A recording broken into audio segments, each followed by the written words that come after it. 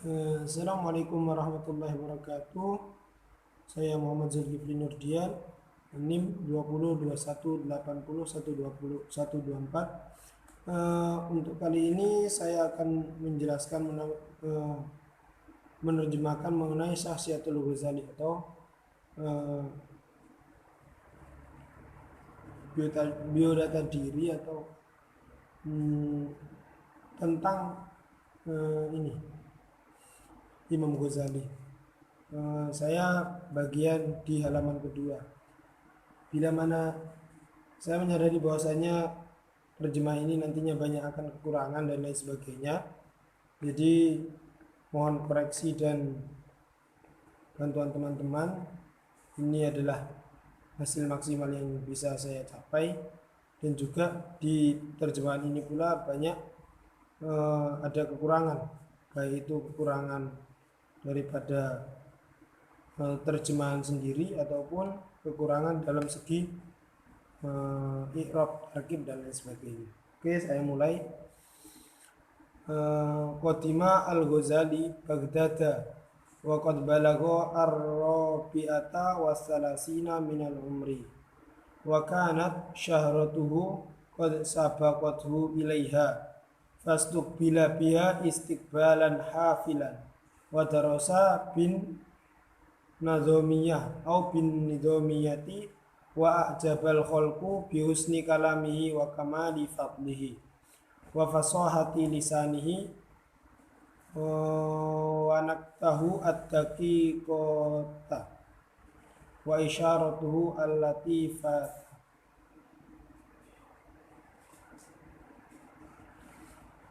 Jadi di halaman kedua menjelaskan bahwasanya paragraf ini menjelaskan bahwasanya Imam Ghazali telah tiba di Baghdad itu pada usia 34 tahun. Jadi beliau sudah berkunjung ke Baghdad pada usia 34 tahun. Sedangkan sebelum beliau tiba di Baghdad itu sendiri, nama beliau sudah masyhur di sana lebih dahulu daripada beliau. Maka beliau diterima di sana. Beliau diterima di sana dengan penuh karena sudah memiliki nama lah istilahnya di sana. Lalu beliau juga belajar di Nizomiyah. Sampainya di Baghdad, beliau belajar di Nizomiyah.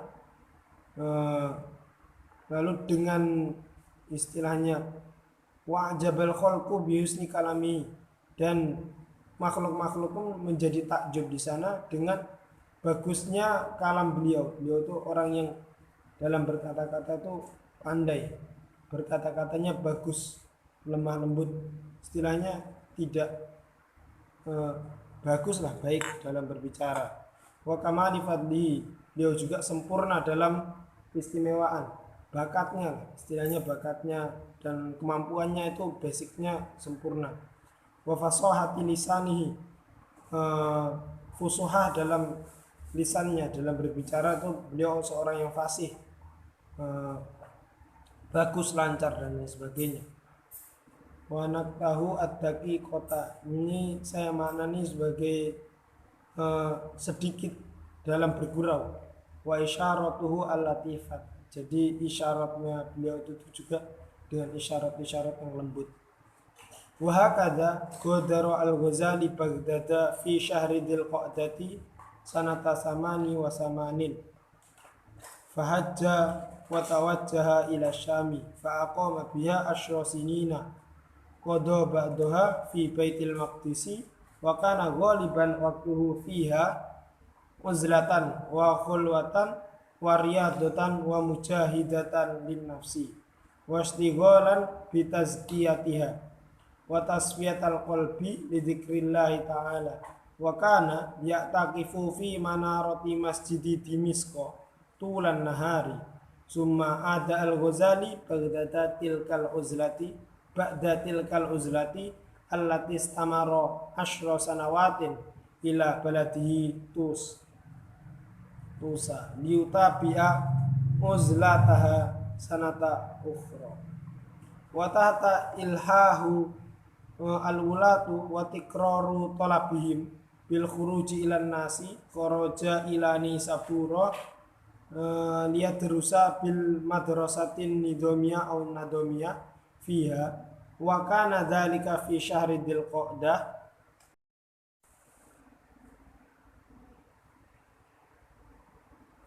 sanata arba'atami'ah wa tis'ina hijriyatan. Jadi Imam Ghazali selanjutnya di alinea kedua menjelaskan bahwasanya jadi Imam Ghazali setelah tadi dijelaskan belajar di Baghdad itu, jadi Imam Ghazali meninggalkan Baghdad di bulan Dzulqa'dah tahun 88 Hijriah.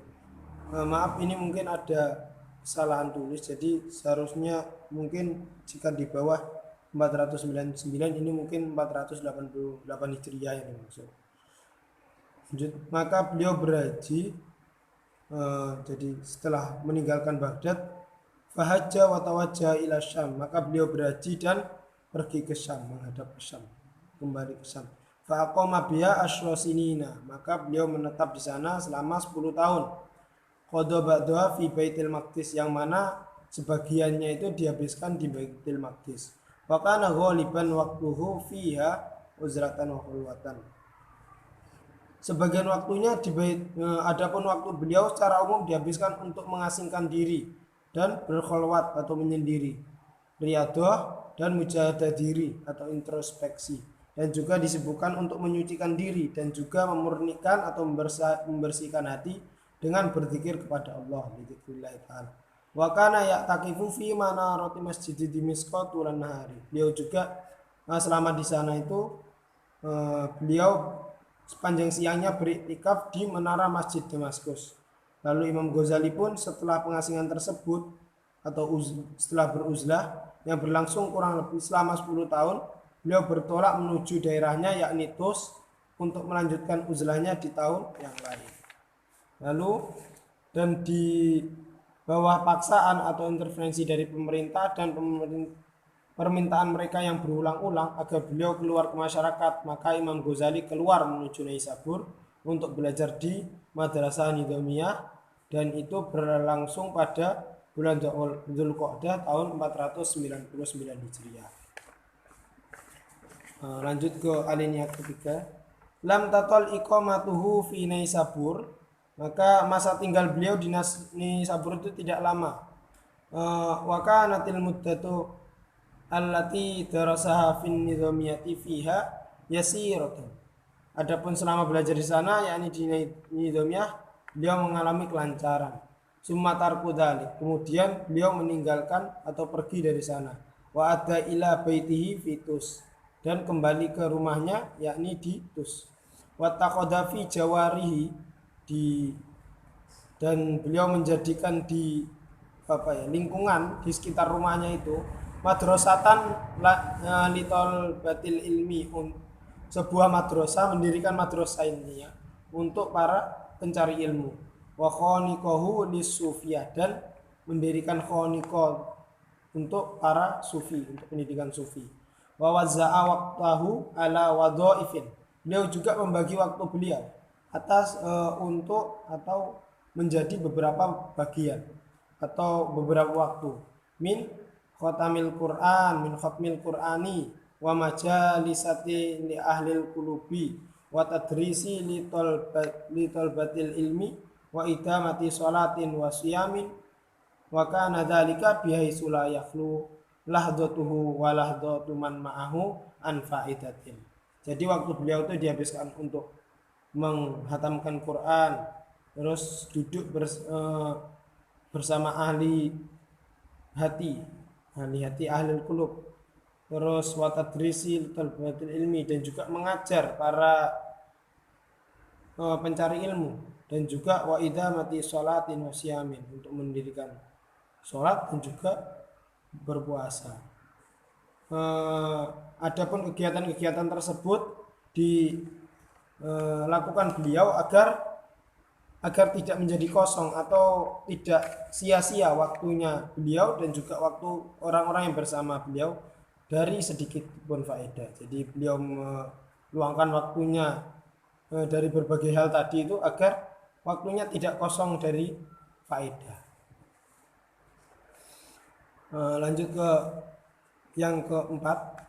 Wa kanat khatimatu amrihi iqbaluhu an hadisil Mustafa wa majalisati ahlihi wa mutala'ati as-sahihaini al-Bukhari wa Muslim alladaini huma hujjatul Islam. Jadi adapun akhir urusan beliau, kegiatan beliau itu dihabiskan untuk iqbaluhu an hadisil Mustafa, yakni untuk menerima dari hadis-hadis Nabi Muhammad SAW, wa majalisatil ahli, dan juga berkumpul bersama keluarga, dan juga tidak lupa wa mutalaati as-sahihaini, beliau selalu memutalaah dua kitab hadis sahih, yakni kitabnya Imam Bukhari wa Muslim, yang mana keduanya merupakan hujjatul Islam. Hujjatul Islam. Jadi walau asya li sabqil kulli fi dzalikal fanni biasirin minal ayyami. Ini mohon maaf kalau kurang pas, ya bisa saya. Jadi walaupun beliau hidup dengan memprioritaskan setiap hari hal di bidang tersebut dengan hari-hari yang lancar. Tufiya bitus yaumal isnaini ar-rabi'u asyara min jumadil akhirah khamsu wa khamsumiatin rahimahullahu ta'ala rahmatan wasiatan bimannihi wa karamihi. Jadi beliau Imam Bukhari wafat pada hari Senin 14. Beliau wafat di Tus, di rumahnya, daerahnya, pada hari Senin 14 Jumadil Akhir tahun 505 Hijriah.